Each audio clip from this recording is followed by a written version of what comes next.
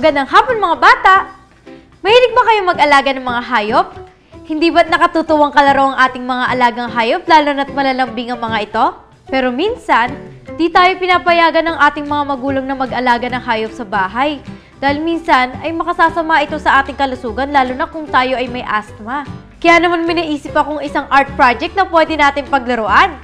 Samahan niyo akong gumawa ng cat and dog paper craft. Ang kailangan nating materials ay cardboard paper, color paper, scissors, glue, marker, pipe cleaner, at moving ice. Makinig at manood mabuti at ihanda na ang mga gamit para makapagsimula na tayo.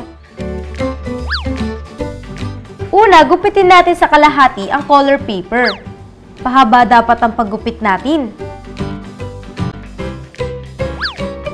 Sunod, i-roll natin ito.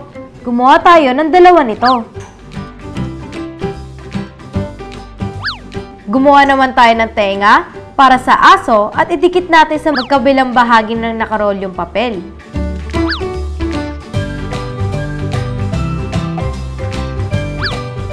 At lagyan na natin ito ng detalye na mukha tulad ng mata, bibig at ilong.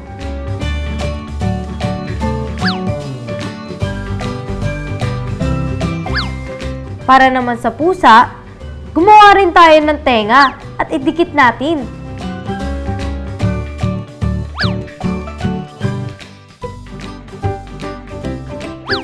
Lagyan natin ng pipe cleaner ang isa pang nakaroll yung papel. Ito ang magsisilbing buntot.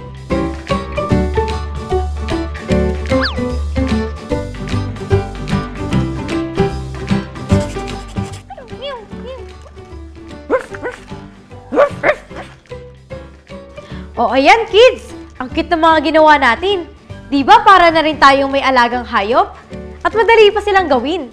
At kung di man natin may iwasan na mag-alaga ng hayop, alagaan natin sila at bigyan natin ng sapat na atensyon pati na ang kanilang pangangailangan. At makaiwas sila sa anumang virus at maging ligtas din tayo sa pag-aalaga sa kanila.